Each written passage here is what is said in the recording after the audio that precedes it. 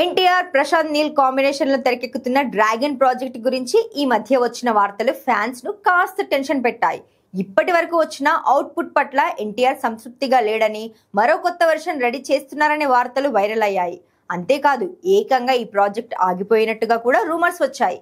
కానీ ఫైనల్ గా అలాంటిదేమీ లేదని తెలిసింది. ఇక ఇప్పుడు ఈ సినిమా నెక్స్ట్ స్కెడ్యూల్ కు రంగం సిద్ధమైంది. అందులో భాగంగా లొకేషన్ల రెక్కీ కోసం ప్రశాంత్ నీల్ తన టీంతో విదేశాలకు పయనమవుతున్నట్టుగా సమాచారం. తనతో పాటు తన సాంకేతిక బృందం ఉత్తర ఆఫ్రికా దేశమైన ట్యునీసియాలో వారం రోజులు ఉండనున్నట్టుగా తెలిసింది. అన్నీ అనుకున్నట్లు జరిగితే నవంబర్ చివరి వారంలో అక్కడే ఓ యాక్షన్ స్కెడ్యూల్ ను ప్రారంభించనున్నట్లు సమాచారం. అయితే ఈ విదేశీ స్కెడ్యూల్ కు ముందు హైదరాబాద్ లో ఓ చిన్న స్కెడ్యూల్ ను పూర్తి చేసేందుకు సన్నాహాలు చేస్తున్నట్లు తెలుస్తోంది. కానీ హైదరాబాద్ స్కెడ్యూల్లో ఎన్టీఆర్ పాల్గొంటాడా లేదా అనే విషయంలో క్లారిటీ లేదు. ట్యునీషియా స్కెడ్యూల్ కు సంబంధించి మాత్రం తారక్ సన్నద్ధమవుతున్నట్లు తెలుస్తోంది. ఇప్పటికే టైగర్ భారీగా బరువు తగ్గిన సంగతి తెలిసిందే. ఏ సినిమాకు లేనంత సన్నగా మారిపోయాడు. ఆయన ఇందులో మునుపెన్నడు చేయని శక్తివంతమైన పాత్రలో కనిపించబోతున్నట్టుగా చెబుతున్నారు.